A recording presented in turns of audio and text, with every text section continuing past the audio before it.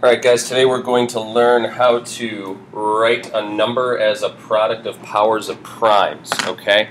Now prime numbers are very special numbers. The only way you can write them is as factors is a product of 1 and themselves, and that doesn't mean 1 and 1, okay? They have to be different numbers, 1 and itself. The itself can't be 1. So we don't consider 1 to be a prime number, okay? And we don't consider 0 to be a prime number either. So prime numbers are whole numbers only talking about whole numbers that are 2 or higher. 2 is the only even prime number because it can only be 1 times 2.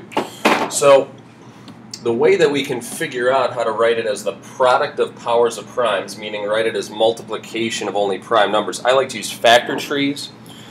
Okay, so the way I do this is I break this number down by division. So 144 I can rewrite as 12 times 12. That's the first thing that comes to my mind. Now at every step you got to ask yourself, do I have a prime number or not? 12 is not a prime number because I can rewrite it as 4 times 3, so I'm going to do that for both of those 12s. Now my 3s are prime numbers, so what I'm going to do is I'm going to circle those so I know that they need to be a part of my answer, but that I'm done breaking them down. Each of the 4s then can be broken down into 2 times 2. Okay, and then all of those 2s are prime numbers. So, this means that 144, I've got 4 2s there, so that's 2 times 2 times 2 times 2, or 2 to the 4th. I've got 2 3s, which is 3 squared. I mean, if you look at that, that's 16 times 9, which is 144. Okay, we're going to talk about the value of writing it as powers of primes later, but for right now, we're just going to figure out how do we do it. So, try the next couple. There's 2 left. Try the next 2 on your own. Pause, try it on your own, see what you get.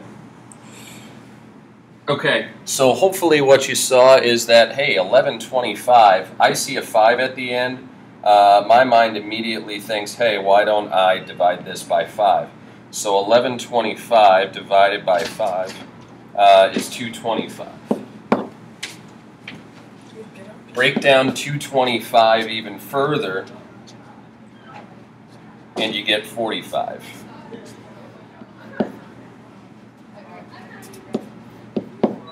Break down 45 into 5 times 9, 9 into 3 times 3. So what we eventually get to is that 1125 is 5 to the 3rd times 3 to the 2nd. Okay? Last one, 7007. Hopefully you guessed that it divided by 7, since 7000 would divide by 7. Gets you 7 and 1001.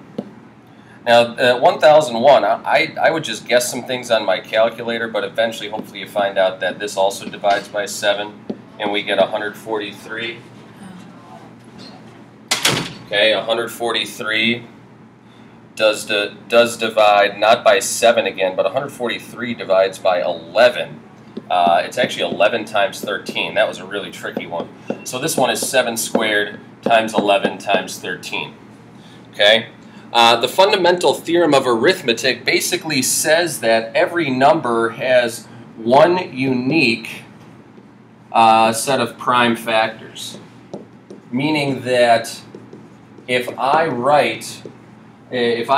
take the prime factorization of, for example, 7007, and I get 7 squared times 11 times 13, there's no other way to break down that number except exactly like that. That's the only way to break it down. Okay? That's it for this lesson. Hope you learned something.